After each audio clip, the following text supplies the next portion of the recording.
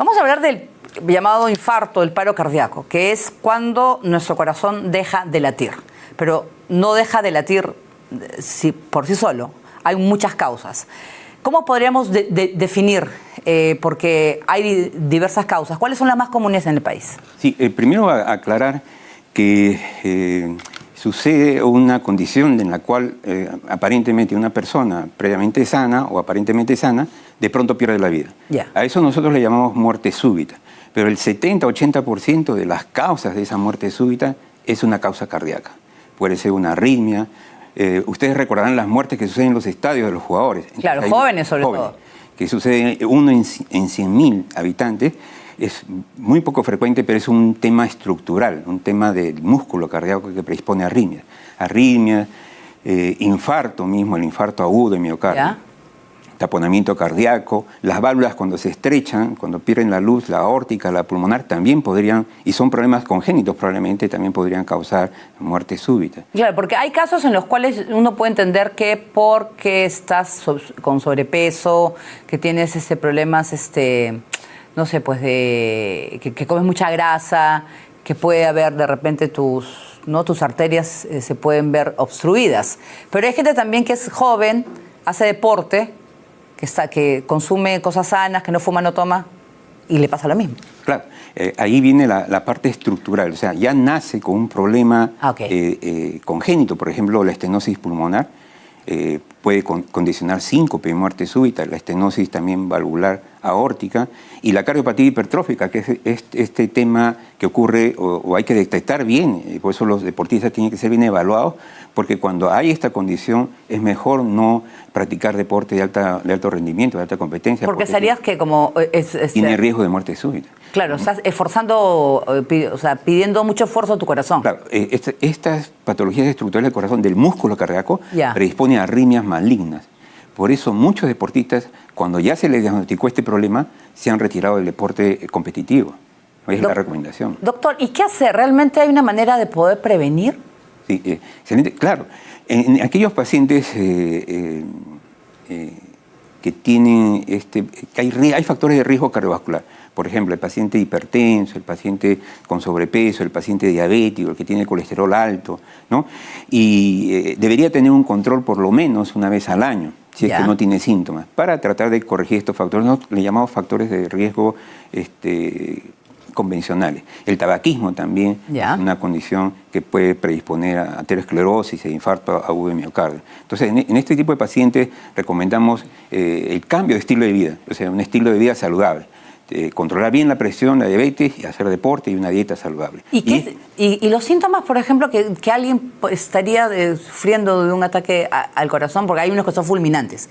Pero si está pasando, es cierto que te duele el brazo, o sea, para que la gente pueda saber, porque a veces, lamentablemente, la reacción del familiar o amigo, que no sabe qué hacer, ¿no es cierto? Entonces, ¿cuál sería un síntoma para llevarlo de inmediato a emergencia?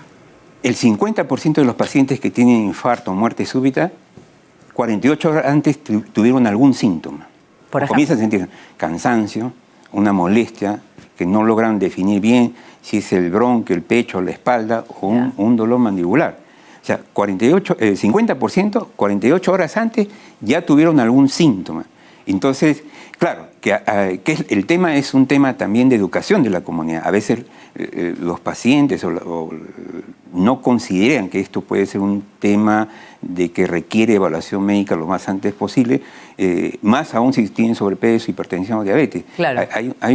Tenemos que actuar también en la comunidad con educación, ¿no? para dar estos datos. No, y además saber qué hacer, por ejemplo, con una persona mientras le está dando el ataque, además de llamar a la ambulancia, pero mientras se le puede hacer algo, o sea, reanimación. Sí, en condición de muerte súbita o paro cardíaco extrahospitalario, o sea, en casa o en la comunidad, la sobrevida es 2%, 11%. No es más. Y tiene una alta mortalidad. por arriba del 50%. Entonces, ¿pero qué hacer? ¿Qué hacer con los que logran sobrevivir? Generalmente los que logran sobrevivir, ha habido gente que tiene algún concepto de respiración, de reanimación cardiopulmonar, comienza a hacer masaje, respiración boca a boca, le da da alertas. Entonces ya, la primera actividad en una muerte súbita, un paro cardíaco, hay que hacer reanimación cardiopulmonar. Y todos los pacientes que han sobrevivido es los que han tenido precozmente esa atención. Claro, o están en un lugar donde tienen esos desfibriladores que al final, que es una gran cosa, pero que te pueden ayudar, ¿no es cierto? Claro, hay legislación al respecto, donde debe haber desfibriladores, porque esto puede suceder en cualquier momento. En los aeropuertos nosotros hemos visto desfibriladores, porque cuando sucede esto, reanimación cardiopulmonar y desfibrilación. Y eso salva la vida. ¿Y un paro cardíaco le puede dar a cualquiera? ¿A cualquier edad? ¿A hombres o mujeres? ¿Más hombres que mujeres? Sí, en realidad sí, a cualquiera que tenga los factores de riesgo o la cardiopatía predisponente. Ciertamente en el hombre hay más temprana enfermedad cardiovascular o aterosclerótica. La mujer comienza la enfermedad aterosclerótica un poquito más tardía, pero sí, a los dos grupos puede suceder. Y cuando es más joven, generalmente hay una predisposición congénita o que de nacimiento, ¿no? Hereditaria. Claro. ¿Cuáles son los casos que más se presentan, doctor, que usted que está en el INCOR? La causa más frecuente es la descrita en el mundo y en nuestro país también es la del infarto agudo de miocardio. Es la causa más frecuente. Entonces, y sucede más o menos, nosotros hemos notado, por ejemplo, últimamente, y este es el registro que nosotros tenemos, que después del COVID, ha aumentado el infarto agudo de miocardio en menores de 50 años. Claro. Y después del COVID también en aquellos pacientes que tienen predisposición, disturbios metabólicos también. Entonces, esto nosotros lo hemos notado y eso está registrado también, se está observando esto, que ha habido un aumento del infarto agudo en menores de 50 años después de la pandemia. Es que claro, es que eso, el COVID lo que ha hecho después es debilitar o acelerar algo que iba a suceder después. Acá tenemos de fuente de salud, por ejemplo, el infarto, ¿no? Los síntomas. Debilidad o fatiga, dolor o hormigueo en los brazos, dificultad para respirar, dolor en el tórax, náuseas, mareos, sudor frío, pérdida de conocimiento. También yo he escuchado a alguna persona que le dio un infarto que sentía mal del estómago. ¿También puede ser? Claro. ¿Esos síntomas? Sobre todo el dolor, la característica del dolor. El dolor tiene que ser un dolor usualmente opresivo, un peso, no bien definido.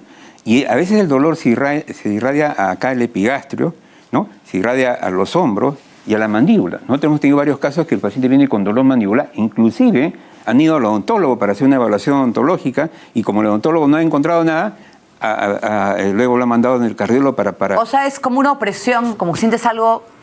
Es un peso, un dolor, un peso. Y el dolor, quizás la característica más típica que nosotros educamos a los pacientes es ese dolor que dura más de 20 minutos. Si es un dolor que es un segundo, 2 segundos, bueno, pero el que dura 20 minutos, estamos frente a un infarto. El que dura 20 minutos, más de 20, estamos frente a un infarto. ¿Uno lo puede confundir con ansiedad? ¿Con ataque de pánico? Claro, es uno de los diagnósticos diferenciales. Generalmente es muy parecido, hay una sensación, en el ataque de pánico que ocurre más en mujeres y mujer joven, hay una sensación de muerte inminente. Entonces puede tener dolor, sudoración, palpitaciones, tiene esa sensación. Es uno de los diagnósticos diferenciales. Claro, la debilidad o fatiga yo creo que podría ser que de repente que tienes ganas de dormir, ¿no? Dificultad para respirar si es que tienes problemas, mareos y náuseas. Sí. ¿Se da? De manera... Claro, puede pasar eso también. El dolor acompañado de una dificultad para respirar es mayor sensibilidad, mayor especificidad del problema. Si yo tengo un dolor y además me falta el aire, es un infarto. Si yo tengo dolor y además siento que mi corazón se acelera, es muy probable que estemos con un infarto en curso, ¿no? Entonces, eso es lo que tenemos que educar, porque uno de los grandes problemas en nuestro país es el retardo del paciente o de la persona que tiene estas molestias para ir a un centro médico. Se demoran, claro, porque mientras llamas a la ambulancia, ¿cuánto es el tiempo? O sea, cuanto más rápido posible lo lleves. Pero a veces, lamentablemente, el familiar entra en pánico y no sabe qué hacer y se puede demorar media hora. Claro. Esa media hora es fatal. Nosotros decimos, en el término del mundo de la cardiología, tiempo es músculo. Más tiempo, más daño al músculo. Entonces, ideal es apenas tenga estos síntomas, que son por el dolor, este dolor de opresivo, con falta de aire, que se irradia, que es lo más característico, sudoración, ¿no? Malestar, ese dolor que no me deja respirar, o que me da mucha palpitación, inmediatamente acudir a una emergencia, rápidamente acudir a una emergencia. O llamar a un familiar, porque ¿cuántas personas le han podido, porque hemos visto casos cercanos que han fallecido solos? O sea, porque pierden, o sea, llamar a un número de emergencia. Claro. Cuando la persona está sola o vive sola, ciertamente la posibilidad de que tenga ayuda y de que salga de este problema es más difícil, ¿no? Vamos a ver otras imágenes de recomendaciones para prevenir. Yo sé que, bueno, al final, y vemos ahí muchas cosas que hacen daño, y sobre todo los jóvenes, gente de mediana edad lo hace, doctor, que es dormir las horas completas de gente que no duerme, ¿no? Limitar el consumo de alcohol, el vapeo, famoso vapeo que están con los chicos, y ese es un grave daño que se está haciendo. Igual que el cigarrillo, y ahí hay que ser categóricos, ¿no? Tanto el vapeo como el fumar tiene el mismo riesgo cardiovascular. Disminuir el consumo de frituras, obvio. Reducir el estrés, pero bueno, eso es un poco más difícil, pero elegir una alimentación saludable y reducir, ¿por qué? El consumo de sal. Claro, la sal, el consumir sal a uno finalmente lo vuelve hipertenso. En relación al estrés es bien interesante. Es verdad lo que has dicho. Es bien difícil, sobre todo en personas que no tienen empleo, están estresadas, el mundo es muy competitivo. ¿Qué es tu mente? Prácticamente es dominar tu mente para algo físico, porque a veces... Y a veces el estrés lo que hace es impactar en el estilo de vida saludable. Sí. A veces uno está en el trabajo, con mucho trabajo, ya almuerza en la oficina, no almuerza donde debe almorzar, usa el ascensor, no usa las escaleras. Entonces, lo que nosotros recomendamos es que, bueno, el estrés no lo podemos mitigar de manera importante, pero lo que no debemos permitir es que el estrés impacte o cambie tu estilo de vida saludable. O sea, las horas de almuerzo hay que hacerlas en el lugar apropiado, ¿no? Y el tiempo adecuado. Entonces, eso es lo que nosotros básicamente en relación al estrés podemos decir. Por ejemplo, la actividad física. Una persona que haya tenido un susto un infarto que se pudo controlar. Muchos tienen que hacer ejercicio y empiezan... la actividad física también hace que tú te olvides y tú bajes el cortisol y que te puedas sentir mucho mejor, ¿no es cierto? Claro. La actividad física tiene... el caminar, por ejemplo, que para todas las edades caminar 45 minutos, por lo menos 3 a 4 veces por semana, tiene impacto en reducción del riesgo cardiovascular y eso mejora, son ejercicios aeróbicos. Caminar, bailar, todos los ejercicios aeróbicos son beneficiosos para recuperar el corazón si el paciente tenía un infarto. O sea, lo que hay que evitar es estar... el sedentarismo, ¿no? O sea, estar sentado viendo televisión y no salir de casa, porque a veces hay personas pasados los 60 no quieren hacer nada. Sí. Ese es un punto muy importante. Nosotros estamos recomendando ahora mucha actividad física, sobre todo porque nosotros hemos notado, inclusive en nuestra población peruana, un aumento de la edad. Ahora somos un tanto más longevos, sí. El promedio de vida es alrededor de 75, 74 años, en nuestro país también y en el mundo. Y el impacto es tener una adecuada masa muscular cultivada en épocas más jóvenes, ¿no? Y hacer prácticas de ejercicio, de tal manera que uno va a poder llegar en mejor estado, en mejor condición a los 75 años. Nosotros llamamos los médicos muerte precoz o cualquier cosa que suceda antes de los 75 años es precoz. Uno como meta de vida debe llegar en plena condición física a los 75 años. Claro, entonces, por ejemplo, y yo sí creo que un buen consejo sería limitar el consumo o evitarlo. Que yo sí creo que... Vamos a ver con otra claqueta también. Y bueno, y también lo de las horas es importante, ¿eh? Ojo, a mí, incluso el endocrinólogo me dice a mí, tienes que dormir. 7 horas. Exacto, de 7 a 8 horas. De 7 a 8 horas tienes que dormir. Acá, por ejemplo, cuidado después de un infarto, ¿no? Control del perfil líptido, o sea, examen de sangre. Sí. Mantener el colesterol total menos de 200 miligramos... ¿Ese es DL qué cosa es, doctor? Miligramos por decilitro. Ya.